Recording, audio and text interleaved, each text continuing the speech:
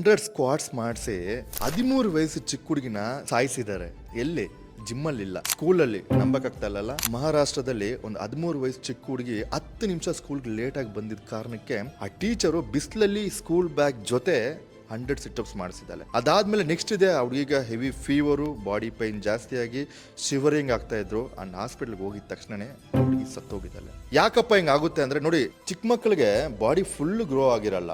ಅವ್ರಿಗೆ extreme exercise force ಮಾಡಿದ್ರೆ lungs ಅಲ್ಲಿ ವಾಟರ್ ತುಂಬಿಕೊಳ್ಳುತ್ತೆ. ಅದ್ರ ಜೊತೆ ಏನಾಗುತ್ತೆ ಅಂದ್ರೆ ಬ್ಲಡ್ ಅಲ್ಲಿ ಆಕ್ಸಿಜನ್ ಕ್ಯಾರಿ ಮಾಡುತ್ತಲ್ಲ, ಹಿಮೋಗ್ಲೋಬಿನ್, ಅದು ಕಡಿಮೆ ಆಗುತ್ತೆ. ಅದರಿಂದ ಆಕ್ಸಿಜನ್ ಲೆವೆಲ್ಸ್ ತುಂಬಾ ಕಮ್ಮಿ ಆಗುತ್ತೆ. ಅನಿಮಿಯಾ ಅಂತಾರೆ ಇದನ್ನ. ಇಂಟರ್ನಲ್ ಆರ್ಗನ್ಸ್ ಮೇಲೆ ಓವರ್ಲೋಡ್ ಆಗಕ್ಕೆ ಸ್ಟಾರ್ಟ್ ಆಗುತ್ತೆ. ಹಾರ್ಟ್ ಮತ್ತೆ ಲಂಗ್ಸ್ ಸಡನ್ ಆಗಿ ಫೇಲ್ ಆಗ್ಬೋದು. ಸೊ ಎಕ್ಸರ್ಸೈಸ್ ಅಂತ ಹೆಸರಲ್ಲಿ ಅವ್ರಿಗೆ ಸ್ಟ್ರೆಸ್ ಕೊಡೋದನ್ನ ಇರಲಿ, ಅವ್ರನ್ನ ಪನಿಷ್ ಮಾಡೋದನ್ನ ಇರಲಿ, ದಯವಿಟ್ಟು ಆ ಥರ ಯಾರಾದರೂ ಮಾಡಿದ್ರೆ ಇಮ್ಮಿಡಿಯೇಟ್ ಆಗಿ ಸ್ಟಾಪ್ ಮಾಡಿ. ಯಾಕಂದ್ರೆ ಎಷ್ಟೊಂದು ಜನ ಅವ್ರ ಮಕ್ಕಳನ್ನ ಒಂದು ಕೋಚಿಂಗ್ ಸೆಂಟರ್ಗೋ ಇಲ್ಲಿಗೋ ಕರೆಸ್ತಾರೆ. ಆದರೆ ಅದನ್ನು ಕಳ್ಸೋಕ್ಕೆ ಮುಂಚೆ ಅಲ್ಲಿರೋ ಕೋಚಸ್ಸು ಟ್ರೈನರ್ಸು ಎಷ್ಟು ಕ್ಯಾಪಬಲ್ ಇದ್ದಾರೆ ಅಂತ ಪ್ಯಾರೆಂಟ್ಸ್ ತಿಳ್ಕೊಬೇಕಾಗುತ್ತೆ. ನಾಟ್ ಜಸ್ಟ್ ಸ್ಕೂಲಲ್ಲಿ ಈ ಥರ ಘಟನೆಗಳು ತುಂಬ ಕಡೆ ಆಗಿರುತ್ತೆ, ಆದರೆ ನಮ್ಮ ಕಿವಿಗೆ ಬಂದಿರಲ್ಲ.